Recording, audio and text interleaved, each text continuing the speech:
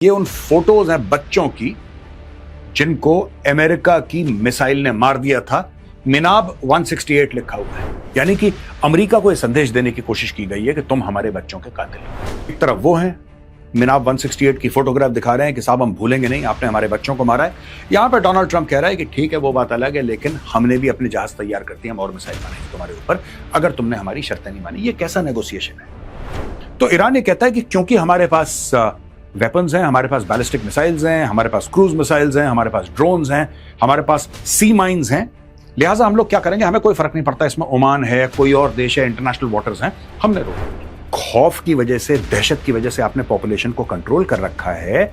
अगर यहां पे दिख गया कि पाकिस्तान में ये कुछ देकर आ गए ज्यादा, तो जो आम लोग हैं, जो नाखुश हैं, वो उसको कमजोरी समझेंगे।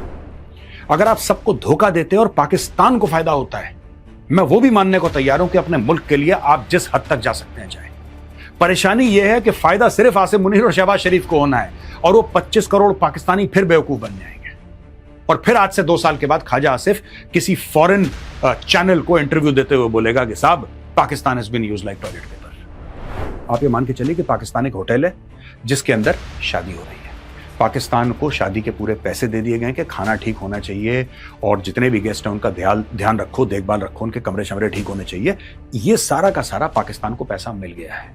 पाकिस्तान दुनिया को ये क्लेम कर रहा है कि नहीं, रिश्ता उसी ने करवाया था, शादी उसी ने करवाई। That is not true.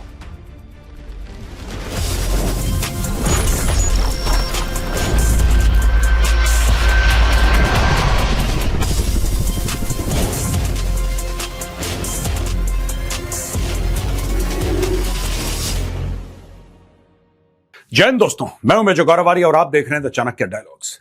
आपको पता है कि इस्लामाबाद में अब टॉक्स शुरू हो रही हैं और वहां पे अमेरिकन हैं, वहां पे ईरानी बैठे हैं, और इस पूरे को जो घुमा रहा है वो है पाकिस्तान, अमेरिका के कहने पे।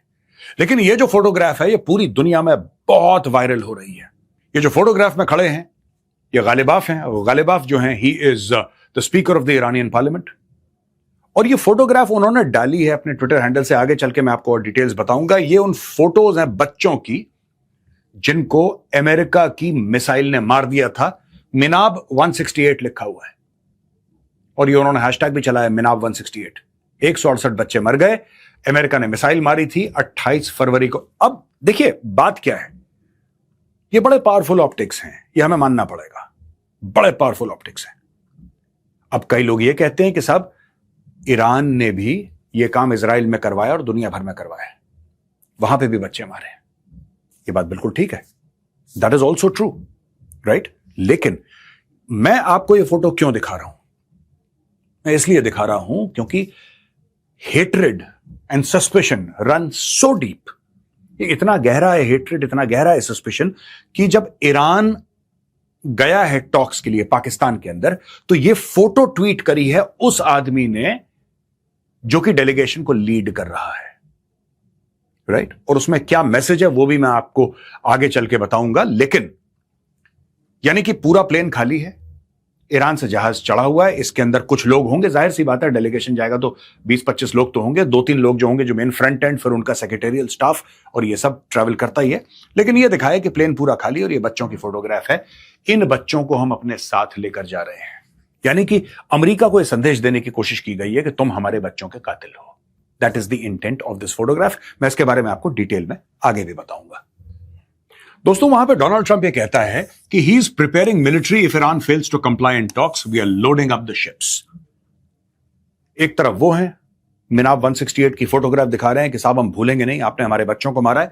यहां पर डोनाल्ड ट्रंप कह रहा है कि ठीक है वो बात अलग है, लेकिन हमने भी अपने जहाज तैयार कर दिए, हम और मिसाइल मारेंगे तुम्हारे ऊपर अगर तुमने हमारी शर्तें नहीं मानी। ये कैसा नेगोशिएशन है? ये कैसा नेगोशिएशन है? ये कैसी पीस टॉक्स हैं? दोनों साइड मारकाट की बातें कर रही हैं और कहने को ये पीस टॉक्स हैं। मुझे ऐसा लगता है दोस्तों कि ईरान को वहां पे भेजने वाला, और ये मीडिया ने भी कवर करा है, लेकिन मैं भी इससे अग्री करता हूं, ईरान आना नहीं चाहता था पीस टॉक्स के लिए, चाइना ने बोला है तुम आओ। इसमें चाइना का बहुत बड़ा गेम है जो कि हम बाद में डिस्कस करेंगे। लेकिन पाकिस्तान उस सराय की तरह, उस होटल की तरह जिसके मुंह पे अमेरिकन ने डॉलर मारे और बोला जाओ इंतजाम करो, हम आ रहे हैं। खाना पीना ठीक रखना, बिल्कुल खाना गर्म होना चाहिए और पानी ठंडा, ओके। पाकिस्तान ने पैसे लिए, जी सर, ऐसा बोला डोनाल्ड ट्रंप को, जैसे शहबाज शरीफ सलूट करते हैं उसको, आसिम मुनीर सलूट करते हैं। और वहां पे पाकिस्तान अपने पूरे काम पे लग गया होस्ट करने के लिए the so called Islamabad talks. अब बात क्या हुई है यहां पे? President Trump told the Post on Friday that US warships are being reloaded with the best ammunition to resume strikes on Iran if peace talks in Pakistan fail. Trump spoke shortly after Vice President J.D. Vance boarded Air Force 2 en route to Islamabad, where he will be joined by Special Envoy Steve Witkoff and Trump's son-in-law Jared Kushner to negotiate a final peace after a 2-week ceasefire was reached on Tuesday. We're going to find out in about 24 hours. We're going to know soon, Trump said in a phone interview when asked if he thought the talks would be successful. We have a reset going. We are loading up the ships with the best ammunition, the best weapons ever made, even better than what we did previously, and we blew them apart. तो ये देखिए, ये position है Donald Trump की। कहीं ना कहीं देखिए, डोनाल्ड ट्रंप नेगोशिएट करता है, डोनाल्ड ट्रंप बिजनेसमैन है, और Donald Trump directly state of Iran को धमकी दे रहा है वायलेंस की, बिल्कुल धमकी दे रहा है वायलेंस की। स्टेट ऑफ ईरान को यह बोल रहा है, या the country, the nation of Iran को यह बोल रहा है कि यार, अगर तुमने हमारी शर्तों पे हां नहीं बोला, we will blow you apart, हम तुम्हें बर्बाद कर देंगे। तो यह पोजीशन ट्रंप ले, और अभी टॉक्स शुरू नहीं हुई है दोस्तों, अभी टॉक्स शुरू नहीं हुई है। जब, मतलब मैं उस सेंस में बोल रहा हूं कि डोनाल्ड ट्रंप ने जब यह बयान दिया, जब टॉक्स शुरू नहीं हुई थी, और डोनाल्ड ट्रंप ने बोल दिया कि एमुनेशन, बेस्ट एमुनेशन है, बेस्ट शिप्स हैं, बेस्ट हथियार है, हम ईरान को बिल्कुल धुआं धुआं कर देंगे।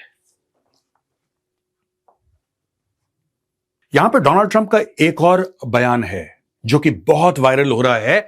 Straight of Hormuz will open with और विदाउट ईरान।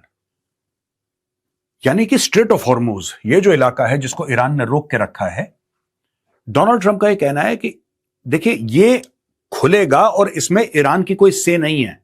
हम ईरान की राय नहीं मांग रहे कि आप खोल दें ना खोल दें, ये तो खुलेगा, या तो ईरान के साथ खुलेगा या ईरान के बिना खुलेगा। US president Donald Trump on Friday local time asserted the Strait of Hormuz will open with or without Iran. I wish him luck. They are militarily defeated and now we are going to open up the Gulf with or without them. Trump further stated that he would not allow Tehran to impose transit charges on ships passing through the strait.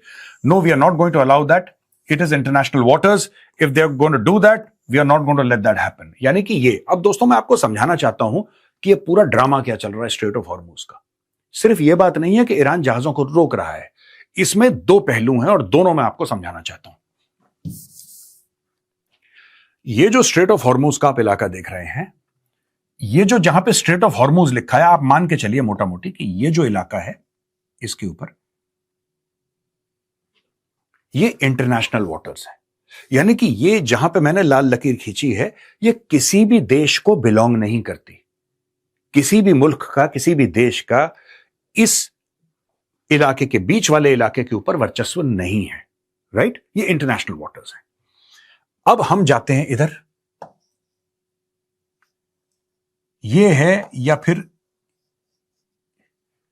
ये Iran का पानी है, ये Iran को belong करता है। और तीसरा ये ओमान का है। यानी कि स्ट्रेट ऑफ हॉर्मुज से तीन इलाके जो हैं अलग अलग, 3 kinds of waters, they flow through the Strait of Hormuz: Iranian waters, Omani waters and international waters. Iran ने क्या कर रखा है कि ईरान ये कहता है कि क्योंकि हमारे पास मिसाइल हैं, हमें कोई नहीं फर्क पड़ता कि दुनिया के किसका जहाज रुकेगा। तो ईरान ये कहता है कि क्योंकि हमारे पास वेपन्स हैं, हमारे पास बैलिस्टिक मिसाइल्स हैं, हमारे पास क्रूज मिसाइल्स हैं, हमारे पास ड्रोन्स हैं, हमारे पास सी माइन्स हैं, लिहाजा हम लोग क्या करेंगे, हमें कोई फर्क नहीं पड़ता इसमें ओमान है, कोई और देश है, इंटरनेशनल वाटर्स हैं, हमने रोक देनी है। We'll just stop everything. अगर ईरान सिर्फ ये बोले कि ठीक है, हम अपने पानी से आने नहीं देंगे, इतना ईरान का हक है, इतना ईरान का अधिकार है कि भाई ये ईरान का पानी है, ईरान के पानी में हमारी मर्जी से बिना कोई नहीं आएगा, without a permission nobody will enter, and that much is all right, that much is absolutely okay. लेकिन ईरान का ये कहना कि इंटरनेशनल वाटर से भी कोई नहीं आएगा, ओमानी वाटर से भी कोई नहीं आएगा, इसके लिए डोनाल्ड ट्रंप कह रहा है कि भाई ये नहीं चलता। अगर ईरान सिर्फ ये बोल दे कि साहब ये जो ईरानियन वाटर्स हैं, ये वाला या ये वाला इलाका, इधर से कोई नहीं आएगा, लोग बोलेंगे ठीक है साहब, आपकी मर्जी है, आपका पानी है, आपकी मर्जी, आपका पानी, नहीं आएगा कोई। लेकिन ईरान ये नहीं कह रहा, ईरान कह रहा है इस पूरे इलाके में कोई नहीं आएगा हमारी मर्जी के बिना, ये किसी भी देश का हो, हम चढ़ दौड़ेंगे। तो ईरान ने पूरा ये ब्लॉक कर दिया है। इसके लिए डोनाल्ड ट्रंप का ये स्टेटमेंट आया है कि ईरान के साथ या ईरान के बिना स्ट्रेट ऑफ हॉर्मुज तो खुल के रहेगा। यहां पे ईरान कहता है कि pre conditions ahead of the ceasefire talks as Vance wants Tehran not to play US.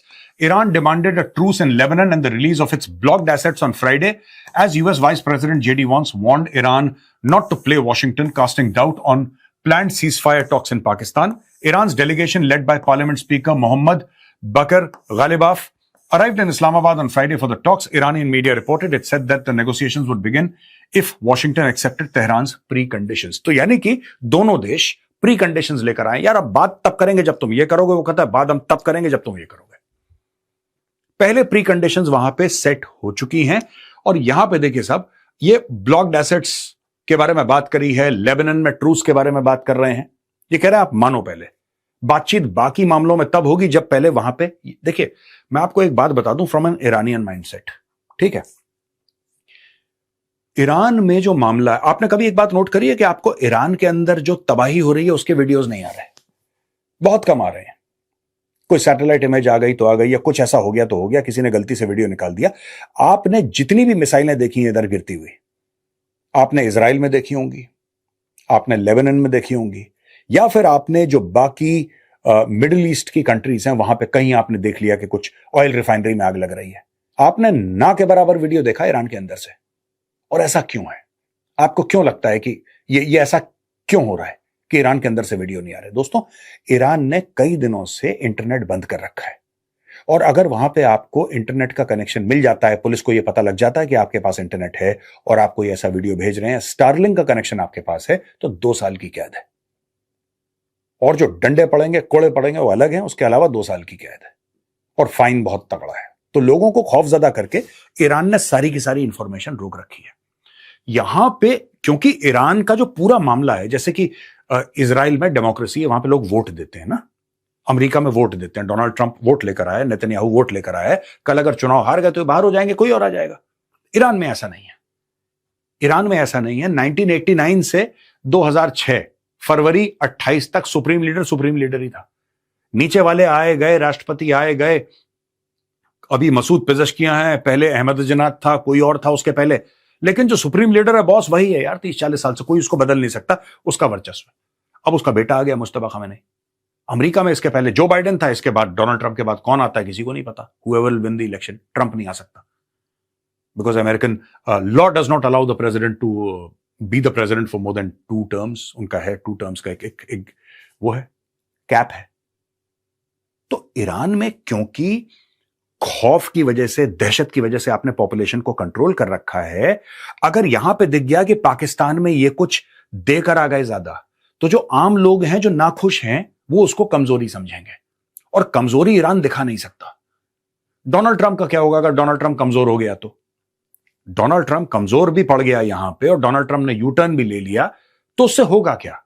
चुनाव हार जाएगा डोनाल्ड ट्रंप, जो मिड टर्म्स आने वाले वो हार जाएगा, थू हो जाएगी, टेलीविजन पे उसका मजाक उड़ाएंगे। इससे ज्यादा क्या होगा?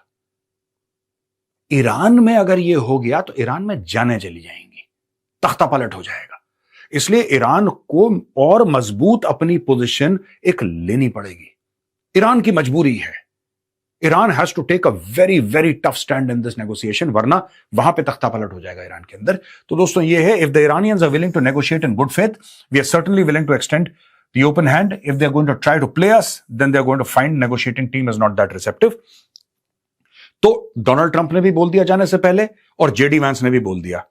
देखिए, सिंपल सी बात है, आप अगर नेगोशिएशन के लिए जा रहे हैं, आप ये बोले कि साहब we look forward to a negotiation, लड़ाई नहीं होनी चाहिए, और हम अपने ईरानियन काउंटर पार्ट से बात करेंगे और कोशिश करेंगे कि इस पूरे मामले को सॉर्ट आउट करें।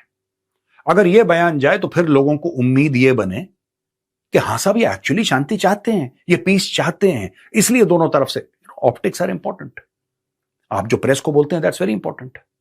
एक बंदा है, वो बच्चों की फोटो लगा कर आया है हवाई जहाज में, दूसरा बंदा कह रहा है कि मैं बिल्कुल एमुनेशन लगा रखा है, मैंने तो जहाज में लोड कर रखा है एमुनेशन, अगर तुमने मेरी बात नहीं मानी मैं बटन दबा दूंगा।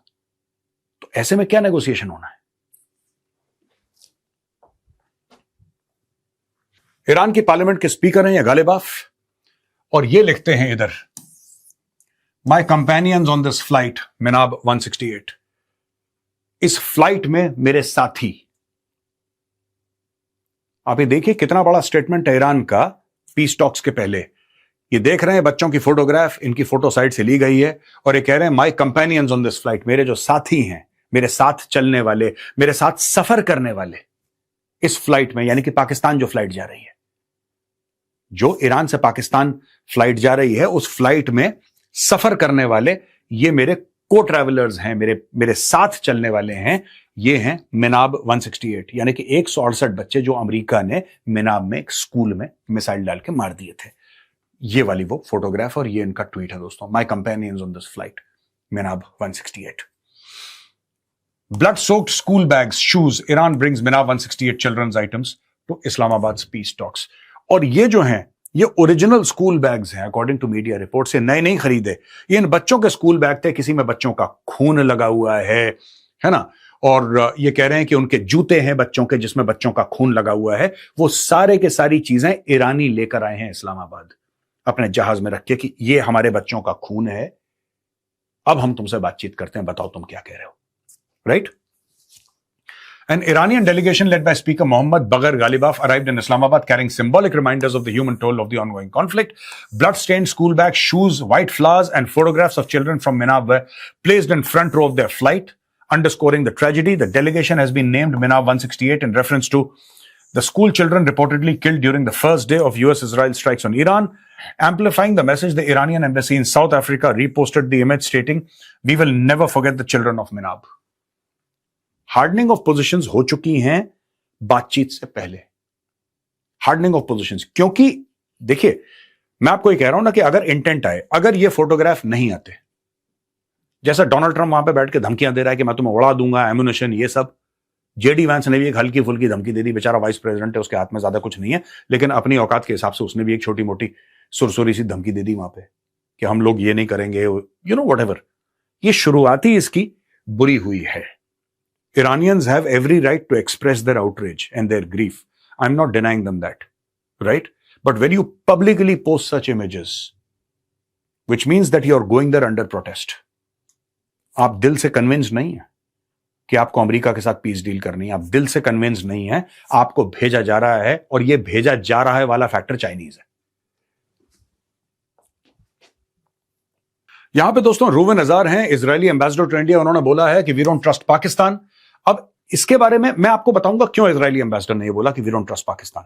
ठीक है, सबको पता है कि पाकिस्तान दगाबाज मुल्क है। पाकिस्तान क्या कर रहा है? अमेरिका से पैसे लिए, ठीक है, इस्लामिक कार्ड खेला ईरान के साथ, सबको टॉक्स के लिए देखिए पैसे ले लिए और अपनी वाई बटोर ली पूरी। देखिए पाकिस्तान पीस में बिलीव करता है, पीस में बिलीव करता है, लेकिन सच्चाई ये नहीं है, सच्चाई ये नहीं है।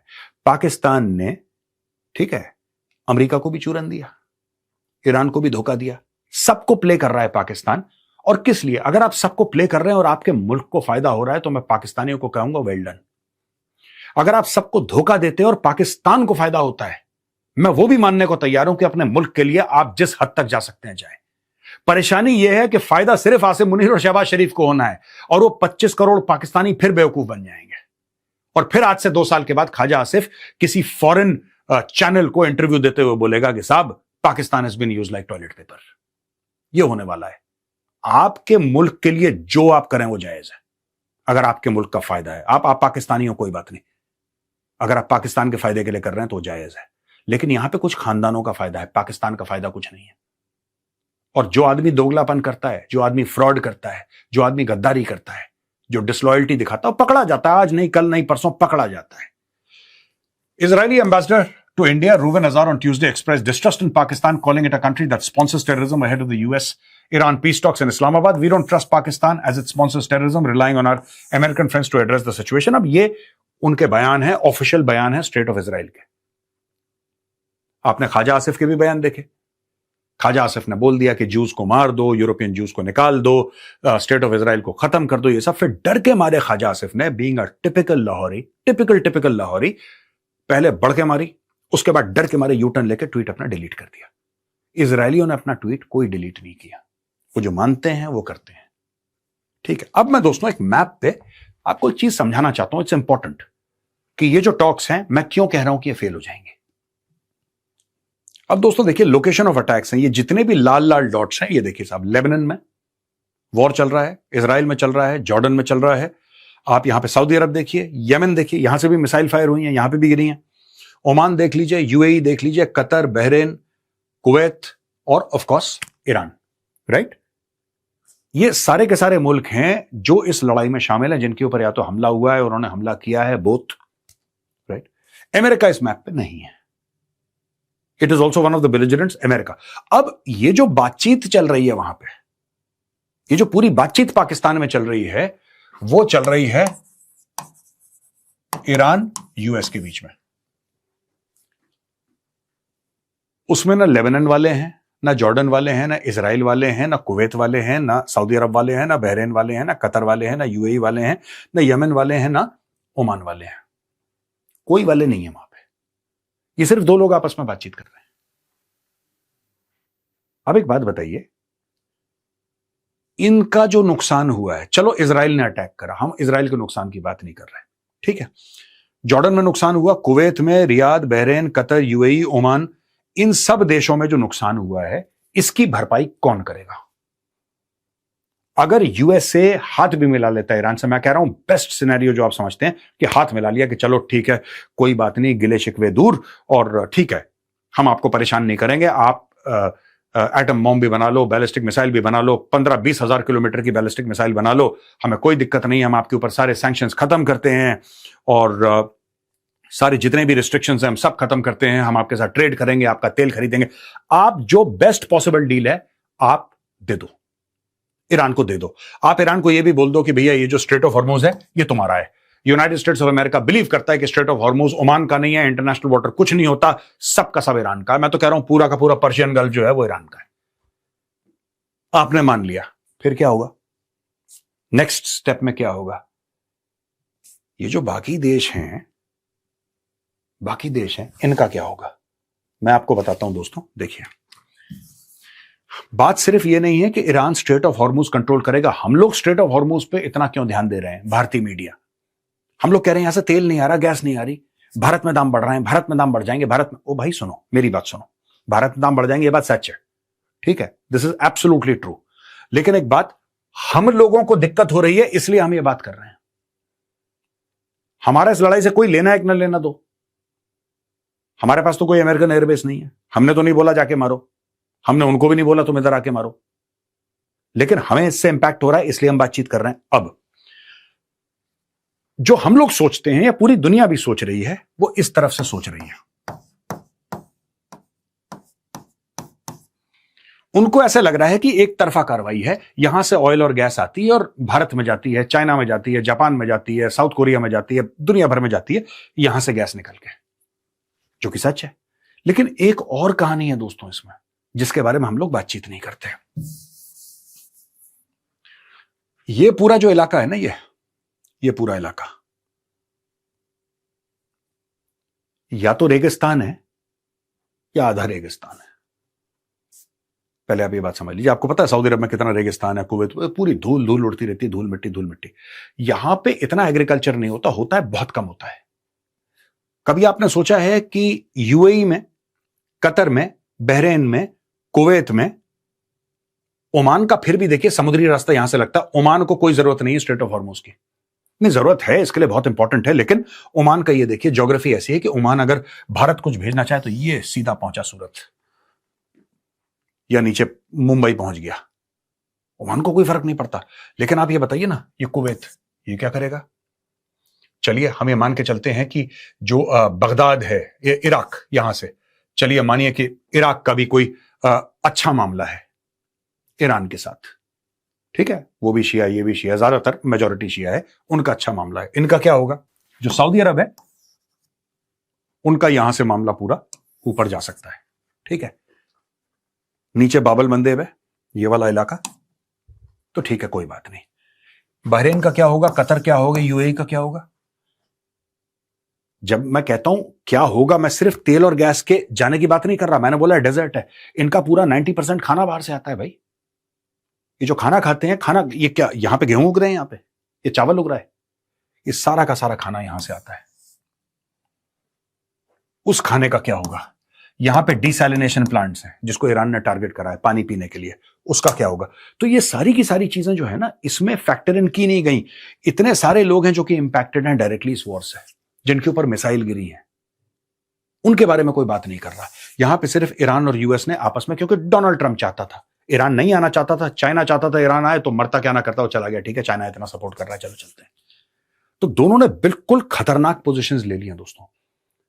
जब मैं रिकॉर्ड कर रहा हूं, अभी हमें क्या बातचीत चल रही है इसका कोई रिपोर्ट नहीं आ रही, लेकिन मैं एक आपको बात बताता हूं, अगर इनका आजकल में ट्रूस हो भी गया, मैं कह रहा हूं ट्रूस हो भी गया, ये 30 दिन नहीं चलेगा।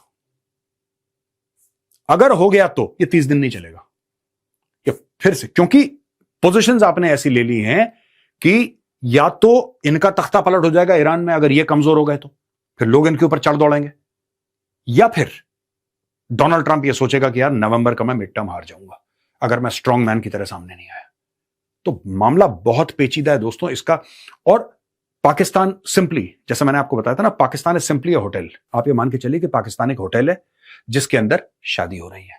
पाकिस्तान को शादी के पूरे पैसे दे दिए गए कि खाना ठीक होना चाहिए और जितने भी गेस्ट हैं उनका ध्यान रखो, देखभाल रखो, उनके कमरे शमरे ठीक होने चाहिए। ये सारा का सारा पाकिस्तान को पैसा मिल गया है। पाकिस्तान दुनिया को ये क्लेम कर रहा है कि नहीं, रिश्ता उसी ने करवाया था, शादी उसी ने करवाई है। That is not true. जिसका होटल होता है वो शादी नहीं करवाता, वो पैसा लेके खाना परोसता है। आज के वीडियो यहाँ पे खत्म होता है दोस्तों। पसंद आए तो इस वीडियो को लाइक करिए, हमारे चैनल को सब्सक्राइब कीजिए, बेल आइकन दबाना बिल्कुल मत भूलिएगा। जय हिंद, वंदे मातरम, भारत माता की जय।